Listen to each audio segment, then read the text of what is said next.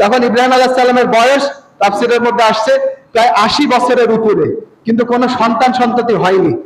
ইব্রাহিম আলাইহিস সালাম দোয়া করলেন, রব্বি হাবলি মিনাস সালিহিন, হে আমার প্রতিপালক, তুমি আমাকে একটি নেককার পুত্র আর কি নেককার সন্তান দান করো, একজন নেক সন্তান দান করো। দেখেন, আমরা অনেক সময় রোগ শোক বিপদ আপদে কি বলেন আর কি হতাশার মধ্যে পড়ে যায়। ডাক্তার বলেছে ক্যান্সার হয়েছে, রোগী বাঁচবে না, কি বলেন? আপনি বন্ধা, আপনার সন্তান হওয়ার মতো কোনো আলামত নাই।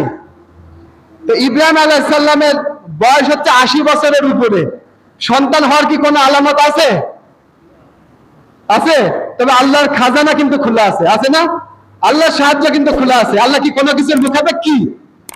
আল্লাহ কোন চিজ আসবাবের মুখাপেক্ষী? আল্লাহ বলেন কুন হয়ে যাও, ফায়াকুন, সাথে সাথে হয়ে যায়। আল্লাহ কোন কালেমা দ্বারা ঈসা আলাইহিস সালামকে সৃষ্টি করেছেন না?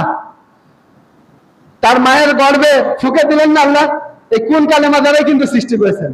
আল্লাহ কোনো কিছু সৃষ্টি করার ইচ্ছা করলে বলেন কুন হয়ে যাও, ফায়াকুন, সাথে সাথে হয়ে যায়।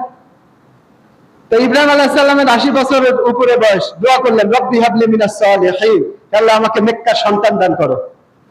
তাহলে বিয়ের আগেই দোয়া করবেন, বিয়ের আগেই দোয়া করবেন রব্বি হাবলি মিনাস সালিহিন, এই যে আল্লাহ নেক সন্তান দাও। তাহলে নেক সন্তান নেককার বিবি থেকেই আসে, তাই না?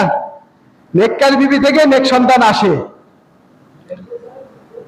আবার কি বিয়ে করেছেন, সন্তান হওয়ার আগে থেকে দোয়া করবেন রব্বি হাবলি মিনাস সালিহিন,